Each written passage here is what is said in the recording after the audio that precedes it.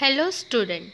In our previous lecture, we have discussed about extensive properties and intensive properties. Again, the criteria to classify the properties into extensive properties and intensive properties.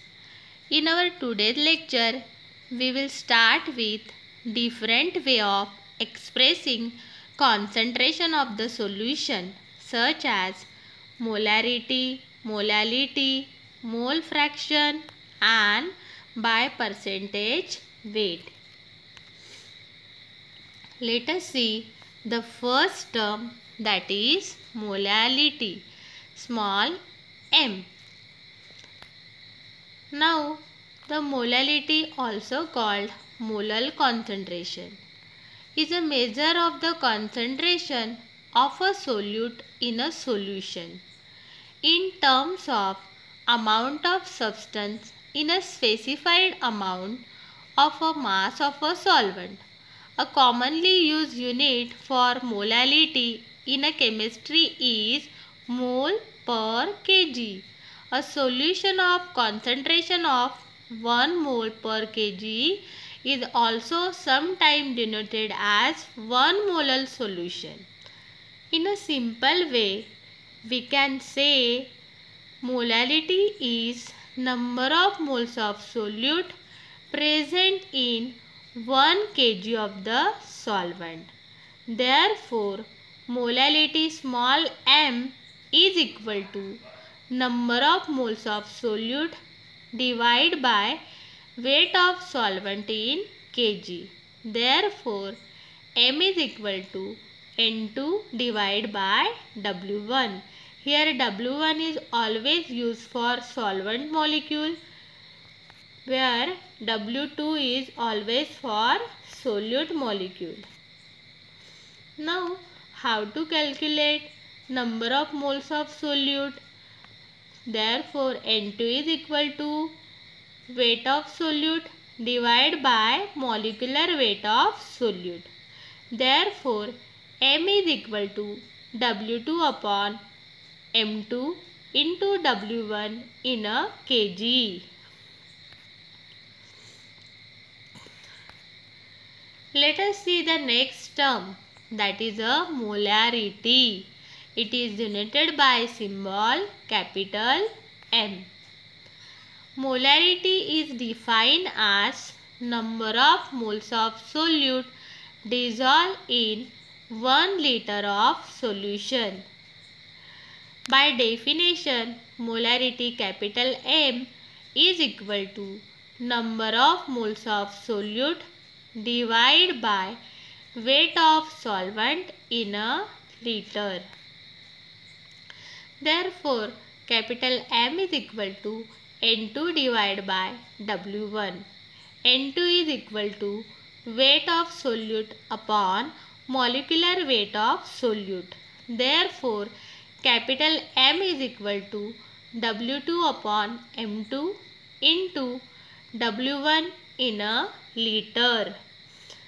So student, there is a big difference in a molality and a molarity.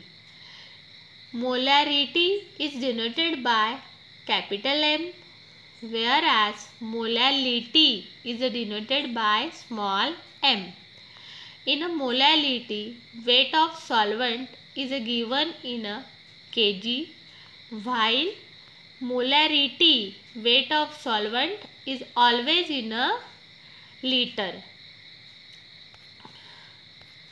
Next term, mole fraction. It is defined as it is a ratio of moles of that component to the total number of moles present in the system. So, consider the system is a binary, that it contains component A and a component B. For component A, if we consider the mole fraction for the component A is x1, then it is given by the formula N1 divided by N1 plus N2. Similarly, for a B component, mole fraction is given by formula, that is X2 is equal to N2 divided by N1 plus N2. Again, the mole fraction, that is X1 plus X2 is equal to 1. So, student, we get a definition of mole fraction, that is, it is the ratio of moles of that component. Here that means any component. If we are taking the binary system, then component A divide by total number of moles, that is component A plus a B. Then we get a mole fraction. By percentage weight. By definition, number of grams of solute present in 100 gram of solution. Therefore, by percentage weight is calculated by using the formula W2 divided by W2 plus W1 into 100. We know W2 is a weight of solute divided by weight of solute plus weight of solvent. When the solute and solvent mix together, we know they form a solution. So we can say when weight of solute divided by weight of solution multiplied by 100, it will give percentage weight.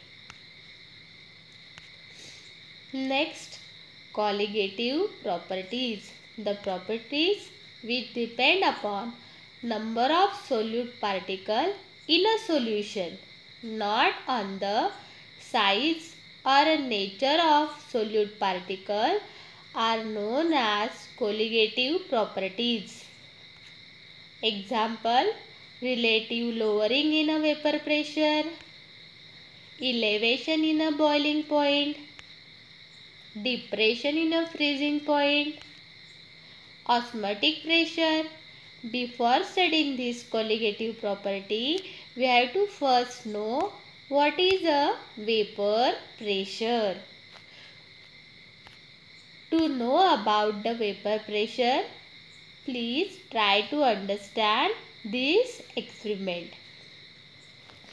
In this experiment, water is boiling. At the same time, when we start boiling the water, always lower layer of the water become hot. Once it become hot, it goes upward and cooler water from the upper layer come to the downward.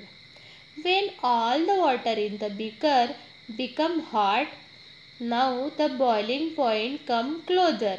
When the boiling point is reached, at that time molecule of a liquid form the vapors. Now this vapor molecule form exerted pressure on the upper layer of the liquid, that is pressure exerted by molecule of vapor on a liquid surface is known as vapor pressure.